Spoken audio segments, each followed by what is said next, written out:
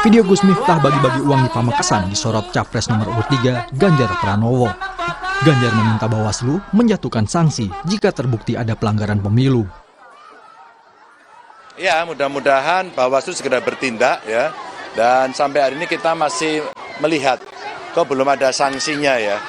Bahkan ada kemarin saya lihat Satpol PP yang menyampaikan seperti itu aja kok tidak cepat direspon. Ini sudah jelas-jelas loh. Ada seragamnya, ada komentarnya. Itu ada yang mengatakan ini tidak melanggar. Saya tidak mengerti lagi. Kalau seperti itu, maka ini memancing semua orang untuk melakukan pelanggaran. Loh, di mana letak jurdelnya? Ya. Guna mengusut dugaan pelanggaran pemilu, Bawaslu Kabupaten Pamekasan berencana memanggil Gus Miftah dan pemilik tempat untuk dimintai klarifikasi. Sebelumnya, aksi Gus Miftah bagi-bagi uang di gudang milik pengusaha tembakau bernama Haji Heri jadi sorotan karena di lokasi ada orang yang membawa kaos bergambar Capres Prabowo Subianto. Tim Liputan Kompas TV.